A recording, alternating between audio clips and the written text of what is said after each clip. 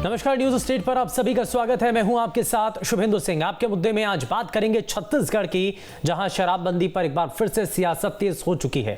दरअसल गुरुवार को जब छत्तीसगढ़ का एक डेलीगेशन बिहार की शराबबंदी मॉडल का अध्ययन करने के लिए पटना पहुंचा, ठीक उसी वक्त छत्तीसगढ़ के आबकारी मंत्री ने यह बयान दे दिया कि बस्तर में शराबबंदी हो ही नहीं सकती। वहीं दूसरी तरफ बीजेपी कांग्रेस पर गंगाजल हाथ में लेकर झूठे वचन देने का आरोप लगा रही है। और आज चर्चा इसी मसले पर कि छत्तीसगढ़ में चुनाव से पहले शराबबंदी क्या हो पाएगी, छत्तीसगढ़ में शराबबंदी की राह क्या वाकई में मुश्किल नजर आती है और आखिर क्यों ऐसा हो रहा है। बिहार से क्या छत्तीसगढ़ में शराबबंदी की राह निकलती हुई नजर आएगी। शराबबंदी पर हलचल और चुनावी साल में क्या इसका सियासी कनेक्शन भी नजर आता है। शराबबंदी को लेकर सियासी नेताओं के सुर अलग अलग क्यों हैं, क्योंकि पैसों का मोह शराबबंदी की राह में सबसे बड़ी बाधा बन रहा है। इन तमाम सवालों का जवाब ढूंढेंगे, साथ में हमारे खास मेहमानों का एक बड़ा पैनल भी होगा। लेकिन सबसे पहले एक रिपोर्ट आप देखिए।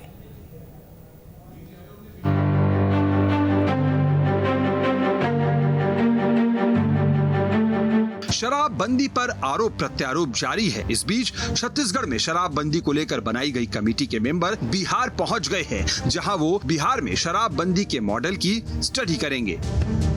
देखिए, हम लोगों ने सुना कि बिहार में बड़ा सक्सेसफुल है शराबबंदी, इसी का अध्ययन करने आए हैं और माननीय मुख्यमंत्री जी से मिलेंगे, जनप्रतिनिधियों से मिलेंगे, पब्लिक से मिलेंगे और क्या परिस्थिति हो सकती है इसकी जानकारी हम लोग भी लेने आए हैं। अगर प्रैक्टिकल रूप से ठीक होगा तो करेंगे।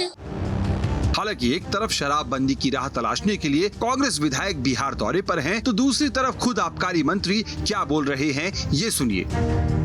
माननीय भूपेश बघेल साहब के नेतृत्व में विधानसभा में घोषणा किए थे कि हम शराबबंदी कैसा किया जाए, ये सामाजिक बुराई है, इसको कम कैसे किया जाए।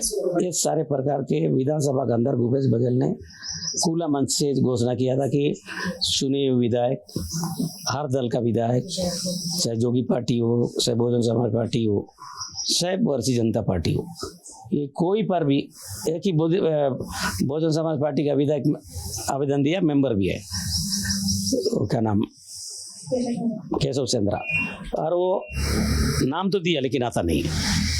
गुजरात के समय में बोल के देखे, अभी भी बोले, आज गया है कि नहीं पता नहीं, लेकिन जाता नहीं। और भारतीय जनता पार्टी तो टीवी में, न्यूज में खाली वोट के नाम से नेतागिरी करते हैं।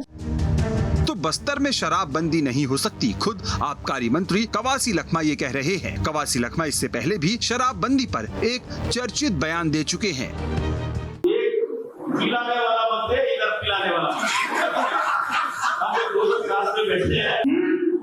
पिलाने वाला मत है, इधर पिलाने वाला हम लोग दोनों क्लास में बैठते हैं। उधर शराबबंदी पर बीजेपी का क्या कहना है, ये सुनिए। गंगाजल हाथ में लेके कसम क्यों खाए? वोट लेने के लिए किसी माता बहनों का, किसी के विश्वास को तोड़ना, मैं इसको अपराध मानता हूँ। और 4 साल, 4.25 साल बाद अगर सरकार कहती कि शराबबंदी करना संभव नहीं है, तो ये एक बेईमानी है, अपराध है। और सरकार को इस अपराध के कटघरे पर इसी साल जो होने वाले चुनाव में जनता खड़ा करेगी। छत्तीसगढ़ में इस साल विधानसभा चुनाव होने हैं, ऐसे में एक बार फिर शराबबंदी पर सियासी शोर बढ़ने लगी है। हालांकि छत्तीसगढ़ में चाहे बीजेपी की सरकार रही हो या कांग्रेस की सरकार, हर सरकारों में शराब की बिक्री और शराब से आमदनी बढ़ी है। लेकिन समय समय पर सियासी दलों ने शराबबंदी को लेकर गंभीर होने का स्वांग जरूर रचा, लेकिन सच तो यही है कि शराबबंदी पर शायद राजस्व का मोह भारी पड़ता रहा है। रायपुर से अंकुश शर्मा के साथ टीम न्यूज स्टेट।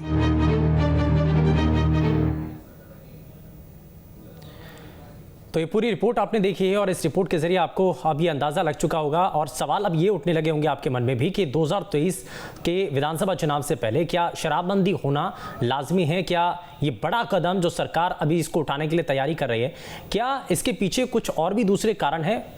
क्यों आखिर विपक्षी खेमा बार बार इस मामले को लेकर के सवाल उठाता हुआ नजर आ रहा है। जरा इन्हीं सवालों के साथ कार्यक्रम को आगे बढ़ाते हैं, लेकिन सबसे पहले आज के खास पैनल से आपको मिलवा देते हैं। हमारे साथ वरिष्ठ पत्रकार बाबूलाल शर्मा जी कार्यक्रम में जुड़ चुके हैं। हमारे साथ भारतीय जनता पार्टी से विधायक रजनीश सिंह जी कार्यक्रम में जुड़ चुके हैं और कांग्रेस पार्टी से प्रवक्ता अभय नारायण राय हमारे साथ कार्यक्रम में जुड़ चुके हैं। सभी का बहुत स्वागत है।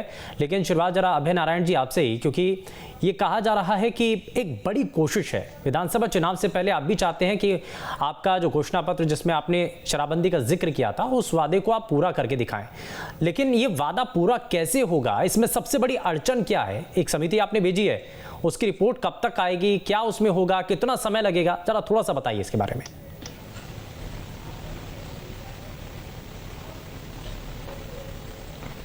निश्चित रूप से शुभेंदु जी, शराबबंदी एक बड़ा कदम है, तो मैं तो यह सोचता हूं व्यक्तिगत रूप से कि पूरे देश में इस कदम को उठाना चाहिए। कांग्रेस पार्टी ने घोषणा पत्र में वादा किया था कि सरकार बनेगी तो हम शराबबंदी करेंगे, लेकिन जो भारतीय जनता पार्टी यह कहती है कि गंगा जल लेके कसम खाए, तो गंगा जल लेके हमने दो चीजों के लिए कसम खाई थी, ऋण माफी और 2500 रुपया समर्थन मूल्य, जो सरकार बनते ही हमने कर दिया। तो भारतीय जनता पार्टी के झूठ बोलने की शराबबंदी का भी वादा किया था। हम शराबबंदी की बात करेंगे।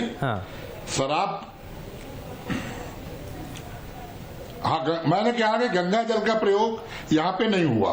गंगा जल सिर्फ दो चीजों के लिए लिया गया था कि 2500 रुपये हम प्रण तोड़ा जा सकता है, समर्थन मूल्य और गंगा जल आपका ऋण में लेकर के जो आपने शपथ ली थी, उस शपथ के दौरान अगर ये मुद्दा नहीं था तो क्या इस शपथ को तोड़ा जा सकता है? मैंने केवल अभी तक हमने जितने वादे किए 95% वादों को हमने पूरा किया। जनता से किया गया शपथ के लिए हम जवाबदार हैं, तोड़ने का प्रश्न ही नहीं है। ठीक है। लेकिन शराबबंदी को हम नोटबंदी की तरह नहीं करेंगे। शराबबंदी को हम जीएसटी की तरह रात को 12 बजे लागू नहीं करेंगे।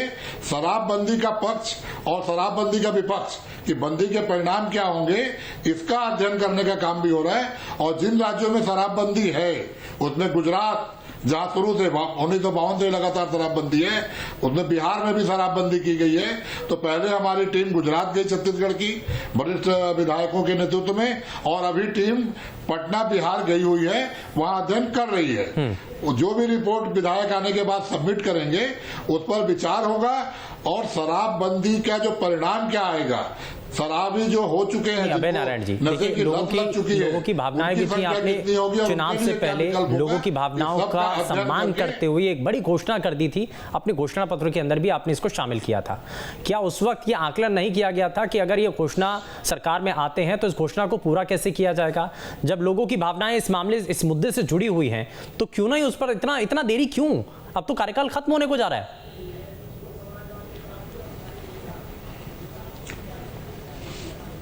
शुभेंदु जी, जब लॉकडाउन चल रहा था तो शराबबंदी थी, उसका परिणाम रजनीश सिंह जी बिलासपुर के विधायक हैं, हमारे साथी प्रवक्ता आज बैठे हैं। धर्मलाल कौशिक जी के विधानसभा में 2 गांव में शराब का विकल्प के रूप में लोगों ने स्प्रिट का सेवन कर लिया। 9 से 11 लोग मारे गए। बहुत लोग गांव के गांव बीमार पड़े, वहां कैंप लगाना पड़ा और कैंप लगाकर उपचार करके लोगों को समझाइश दी गई। तो सरकार से ज्यादा यह मसला समाज के लोगों की अगुवाई करने का है। समाज के बीच में आप ये चाहते हैं कि इसका कोई दुष्परिणाम न निकले और कहीं ऐसा ना हो कि फायदे की जगह ये जो फायदे के लिए आप फैसला या कदम उठा रहे हैं वो कहीं नुकसान में बदल जाए। ठीक है, जरा इसको थोड़ा सा और समझ लेते हैं, इस पर जरा जल्दी से एक रिएक्शन ले लेते हैं। रजनीश सिंह जी, कांग्रेस पार्टी के प्रवक्ता ये कह रहे हैं कि हम शराबबंदी करना चाहते हैं लेकिन नोटबंदी की तरह नहीं, ऐसा नहीं कि हम जल्दबाजी में कोई फैसला ले लें और उसका जो दुष्परिणाम हो वो लोगों को झेलना पड़े, तो इसलिए पहले पूरा असेसमेंट कर लेना चाहते हैं और तब ये फैसला लेंगे। शुभेंदु जी, सबसे पहले तो मैं सभी दर्शकों को, आप सबको, पैनलिस्ट को होली की बहुत बधाई, शुभकामनाएं देता हूं। और जैसा कि हमारे मित्र अभय जी कह रहे थे कि हम गंगा जल की 2 चीजों को लेकर के कसम खाए थे और वो हमने पूरा कर दिया। तो पहले इनको यही बता दूं कि दोनों किसी प्रकार के पूरा नहीं हुआ है, न कृषकों का कर्जा माफ पूरा हुआ है, राष्ट्रीयकृत बैंकों का नहीं हुआ है, और न ये 2500 रुपया दे रहे हैं। बाबूलाल जी बैठे हैं विधानसभा में, क्या जवाब आता है, कितना दे रहे हैं, वो सब मालूम है। तो वे यदि मान भी लें कि 2 कसम खाए थे गंगा जल लेकर के, तो वो भी दोनों इनके वादे झूठे हैं। अब हम जो मुख्य विषय आज का है शराबबंदी पर, कि हम नोटबंदी नहीं करेंगे, जीएसटी नहीं करेंगे, तो होली का समय है। मैं ऐसे शब्दों का उपयोग नहीं करता, लेकिन आज कर देता हूं, और कोई बहुत बुरा नहीं है। कि क्या कांग्रेस पार्टी भांग खा के बैठी थी? उसको नहीं मालूम था कि इसको करेंगे तो बस्तर में क्या स्थिति होगी, बिलासपुर में क्या होगी, रायपुर में क्या होगी। इनको सिर्फ चुनाव में वोट लेना था हमारी माताओं बहनों का। उनको एक किसी प्रकार का अध्ययन नहीं किए थे। अब तरह तरह के जो बहानेबाजी हैं, और शुभेंदु जी बहुत साफ बात है, ये शराबबंदी पर इनकी बहानेबाजी नहीं चल रही है। ये जो 95% कहते हैं ना, 26 वादे में से 95% कितना होता है, एक बार इनसे पूछे विधानसभा। तभी का जवाब है इनके माननीय मुख्यमंत्री जी का कि 14 वादे पूरे हुए हैं। अब इसको कैसे 95% ये बोलते हैं, ये इनके प्रवक्ता कोई आगे बोलेगा। अच्छा ठीक है, वो अलग विषय है, वो कितने वादे पूरे हुए नहीं हुए। लेकिन मैं इसमें रजनीश जी एक सवाल आपसे इसमें जोड़ना चाह रहा हूं। जब ये कहा जाता है कि शराबबंदी को लेकर के सरकार को फैसला लेना है, तो इसमें आपको भी शामिल किया जाता है, बीजेपी के भी कुछ विधायकों को पूछा जाता है। तो कहा जाता है, कवासी लखमा साहब की तरफ से आज एक स्टेटमेंट भी आया, उन्होंने कहा कि वहां से तो कोई भी नहीं आता है, बीजेपी का कोई नेता शराबबंदी को लेकर के अगर सरकार निर्णय लेना चाह रही है तो उसमें कोई सम्मिलित नहीं होता है। शुभेंदु जी, ये बिल्कुल ही सरकार की तरफ से गैर जिम्मेदाराना बात है। भारतीय जनता पार्टी को कब लेटर लिखे हैं, एक आध बताएं कि कब बुलाए। 4 नाम मांगा गया था, भारतीय जनता पार्टी ने निर्णय किया था। आपने शराबबंदी का निर्णय लिया है, भारतीय जनता पार्टी के नेताओं को बुलाने क्या काम? और जो बिहार टीम गई है, जो जी आज तक नाम नहीं दिया गया, दिखाने के लिए गई है। आज तक आप लोगों ने नाम नहीं दिया। पेशेंस, आपने शराब का साथीकरण किया और आज तक आप लोगों ने नाम नहीं दिया। आज तक आप लोगों ने नाम नहीं दिया। शराबबंदी का आपने निर्णय लिया है, भारतीय जनता पार्टी के नाम की क्यों जरूरत है? आपने घोषणा पत्र में लिखा था क्या कि हम लोगों से सर्वेक्षण करेंगे, भारतीय जनता पार्टी से पूछेंगे? आपने तो सब बड़ी बड़ी बातें कर दी थी। तो सब मुद्दे पर जहां पर नहीं रजनीश जी, लेकिन आप भी चाहते हैं ना शराबबंदी हो जाए, आप चाहते हैं कि नहीं चाहते हैं? आप भी चाहते हैं कि लोगों के हित में शराबबंदी हो, ये आपके भी एजेंडे में था, आप भी चाहते थे, लेकिन हो नहीं पाया, वो अलग बात है। लेकिन अगर आप भी चाहते हैं तो इसमें समर्थन करने में गुरेज किस बात का है? शुभेंदु जी, भारतीय जनता पार्टी ने अपने घोषणा पत्र में नहीं कहा था कि हम शराबबंदी करेंगे। ये सरकार जिन वादों को लेकर के भारी बहुमत से सत्ता में आई है, इनके वादे याद दिला रहे हैं और हम समर्थन कर रहे हैं इनका। लेके आए ना शराबबंदी का, हम तो कर रहे हैं ना, लेकिन ये लेके आएंगे तब तो। हम तो बोल रहे हैं कि हम शराबबंदी का समर्थन कर रहे हैं, लेकिन प्रश्न भारतीय जनता पार्टी से नहीं पूछा जा सकता। न हमारे मित्र पूछ सकते, न पार्टी पूछ सकती। इन्होंने कसम खाया है, इन्होंने घोषणा पत्र किया है, इन्होंने हमारी माताओं बहनों का आंख में धूल झोंका है, इन्होंने उनका वोट बटोरा है, ये बताएं। अच्छा, अब तो चुनाव आ रहा है, मैं आपसे ये पूछ रहा हूं कि आप इस बार के अपने घोषणा पत्र के अंदर शराबबंदी को लेकर के कोई फैसला करेंगे? देखिए शुभेंदु जी, जब चुनाव आज आ गया है, ठीक है, अभी 8 महीने समय है, और भारतीय जनता पार्टी के घोषणा पत्र की समिति बनती है, उस समय क्या क्या घोषणाएं हम अच्छा, आप क्या चाहते हैं? आप क्या चाहते हैं बतौर एक विधायक? आप क्या चाहते हैं प्रदेश के अंदर शराबबंदी को लेकर के फैसला होना चाहिए कि नहीं होना चाहिए? मैं कह रहा हूँ शुभेंदु जी, हमारी संकल्प समिति घोषणा पत्र समिति आएगी, और सिर्फ शराबबंदी नहीं बल्कि और बहुत सारे विषय पर उसमें घोषणा करेंगे। उस समय ये सब पता लग जाएगा। अभी तो इनसे पूछना चाहिए, ये क्यों नहीं कर रहे, इधर उधर की दाएं बाएं। ठीक है, मैं तो उनसे जानूंगा, मैं बिल्कुल जानूंगा। शुरुआत उन्हीं से इसीलिए की है क्योंकि दायित्व उनका ही बनता है और जवाब उन्हीं को देना है। लेकिन इसमें अगर वो कह रहे हैं कि बीजेपी का सपोर्ट नहीं मिल रहा है, तो क्यों नहीं मिल रहा है, कैसे नहीं मिल रहा है? हाँ ठीक है, मैं इसमें जरा बाबूलाल जी को जरा जल्दी से जोड़ लेता हूं। बाबूलाल सर, चुनाव से पहले शराबबंदी को लेकर के सभी की निगाहें इस बात पर आकर के टिक जाती हैं कि क्या इस पर कोई बड़ा फैसला होने जा रहा है, और अगर शराबबंदी होती है और कोई भी सरकार आकर के यहाँ क्यों रुक जाती है कि शराबबंदी का अगर फैसला कर दिया तो क्या इससे नफा होगा या नुकसान होगा, इस बात को आकलन करने लगते हैं सबसे पहले? देखिए, कई मायने हैं इस बातों के। पहली चीज तो मैं आपको बता दूं कि भारतीय जनता पार्टी और कांग्रेस दोनों जानते हैं ये बड़ा मुश्किल काम है। मुश्किल नहीं, असंभव काम है देश के अंदर। और बिहार और गुजरात के अनुभव जो है वो बहुत अच्छे नहीं है। हमने गुजरात में जाके देखा है, अच्छे अनुभव नहीं है शराबबंदी के। नुकसान का नुकसान हुआ और शराब वहां बिक रही है। एक ये बहुत बड़ा मुद्दा है, अध्ययन का मुद्दा तो है ही है, अध्ययन के लिए जाए आए सब कुछ ठीक है, लेकिन यही चीजें मिलेंगी।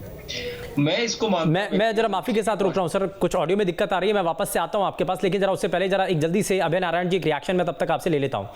अभय नारायण जी, अब ये तो बताइए कि वो कह रहे हैं, अब आप बिहार गए, बिहार में शराबबंदी को लेकर के बार बार सवाल उठते रहे हैं और शराबबंदी के बावजूद भी वहां की जो स्थितियां हैं उसको लेकर के हमेशा से आरोप लगते रहे हैं। वहां की दो विपक्षी खेमा है वो उसको लेकर के सवाल उठाता है। अब ऐसे स्टेट में जाना जहां पर शराबबंदी को लेकर पहले से ही सवाल उठ रहे हो तो वहां के मॉडल को देखना, जांचना, आपको नहीं लग रहा कि बीजेपी इसको लेकर के और भी ज्यादा मुखर होगी, क्योंकि बीजेपी के नेता इस बारे में कहना शुरू कर चुके हैं?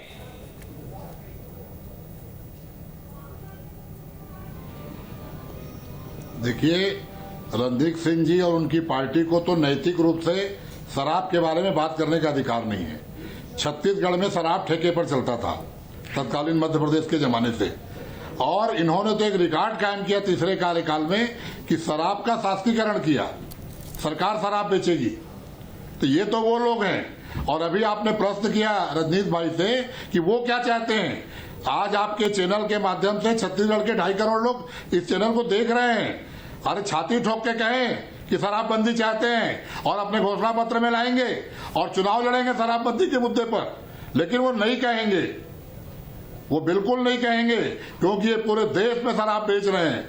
मध्य प्रदेश में तो शराब का लाइसेंस 500 रुपए में मिलता है। अगर होली में आपको अपने घर में बार खोलना है तो 500 रुपए की फीस पटाइए और घर में बार खोलिए। ये शिवराज सिंह की आबकारी नीति है। और चारों तरफ से छत्तीसगढ़ में, उड़ीसा से, मध्य प्रदेश से, आंध्र प्रदेश से अवैध शराब यहाँ आती है। भारतीय जनता पार्टी की सरकार मध्य प्रदेश में है और उनके सारे लोग जो भाजपा के लोग हैं वो यहाँ लाके अवैध शराब का अच्छा, एक चीज बताइए अभय नारायण जी, एक चीज बताइए कि समय बहुत कम बचा है, समय बहुत कम बचा है, विधानसभा चुनाव सिर पर आ चुके हैं, लेकिन उससे पहले आप समिति भेज रहे हैं, बिहार में भेज रहे हैं, दूसरे राज्यों में आपने समितियां भेजी। मैं ठीक है, मैं इस पर जरा जवाब लूंगा आपसे, लेकिन बाबूलाल शर्मा जी एक बार फिर से हमारे साथ हैं। बाबूलाल सर, जरा ये बताइए कि विधानसभा चुनाव से पहले अगर इसको लेकर के वापस से चर्चाएं शुरू हो चुकी हैं तो ये पॉलिटिकल माइलेज के लिए भी हो सकता है क्या? जी, क्या विधानसभा चुनाव से पहले अगर इसको लेकर एक बार फिर से चर्चाएं शुरू हो चुकी हैं तो क्या ये पॉलिटिकल माइलेज के लिए भी है? देखिए, पॉलिटिकल माइलेज तो अब भारतीय जनता पार्टी को तो एक अच्छा मुद्दा मिला है। शराबबंदी का उन्होंने वायदा किया था, पूरा नहीं हो रहा है तो उसको मुद्दा। लेकिन रजनीश सिंह जी बैठे हैं, अभय नारायण जी बैठे हैं, दोनों बहुत ही सुलझे हुए प्रवक्ता है। दोनों खुद भी जानते हैं कि शराबबंदी इस प्रदेश में नहीं हो सकती, उसका रीजन भी सब जानते हैं। तो राजनीतिक विषय तो है, बिल्कुल सियासी विषय है ये अब। और इसमें जो है कांग्रेस कहीं न कहीं अपने वादा करके फंसी हुई है और वो उसका रास्ता ढूंढ रही है कि ये जो बचे हुए समय है इसमें कोई ऐसा रास्ता ढूंढ लिया जाए इसकी वजह से ये जो लांछन हमारे ऊपर लग रहा है उससे हम बच जाएं। उसके प्रयास में वो समितियां बनी है और ये इनके जो लोग शामिल नहीं हो रहे हैं वो समझदार लोग हैं मेरी समझ के अंदर में। क्योंकि वो जो है वो नकारात्मक लोग इसलिए है इनका, ये जानते हैं कि करना बहुत मुश्किल है शराबबंदी, तो हम आखिर इनकी रिपोर्ट के साथ में शामिल क्यों हो, हम क्यों उसमें और सारा ठीकरा फोड़ देंगे उनके ऊपर। अपना उनका निर्णय बिल्कुल सही है। देखिए, हमारे आदिवासी क्षेत्र में बस्तर और सरगुजा में पूजा पद्धति में आदिवासियों के लिए शराब का उपयोग होता है। शराब बनाने की छूट आदिवासी क्षेत्र में इसीलिए है, वहां पर शराब बनाने की इनको छूट है। महुआ से शराबबंदी है और ये जो है सबसे महत्वपूर्ण विषय शराबबंदी भी है और हर व्यक्ति चाहता है, हर पार्टी चाहती है कि शराबबंदी है और हर पार्टी जानती भी है कि शराबबंदी करना बहुत कठिन काम है।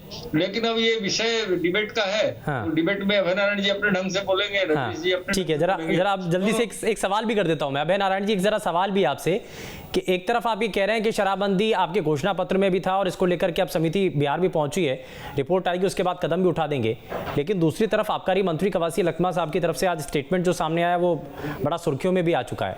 वो कहते हैं कि बस्तर में शराबबंदी नहीं होगी।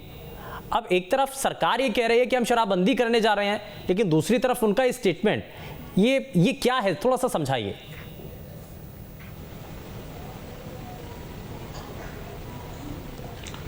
निश्चित रूप से छत्तीसगढ़ की भौगोलिक परिस्थितियां ऐसी हैं कि आदिवासी बाहुल्य और वनवासी बाहुल्य इलाका है ये।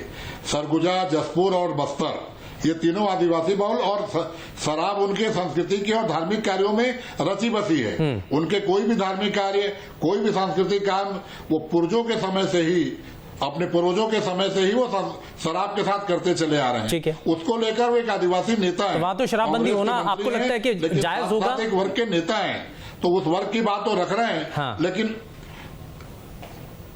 देखिए शराबबंदी तो जायज है। हाँ। आज जो दुष्परिणाम उसके आ रहे हैं, आज समाज इस ओर जा रहा है और जिस तरह से अपराध बढ़ रहे हैं नशे को लेकर, शराब हो या सूखा नशा हो, लेकिन उनकी संस्कृति, उनकी सभ्यता वो सब पीछे रह जाएगी अगर शराबबंदी होगी, तो यानी कि वो सभी परंपराएं तो पीछे रह जाएंगी कहीं। नहीं होगा।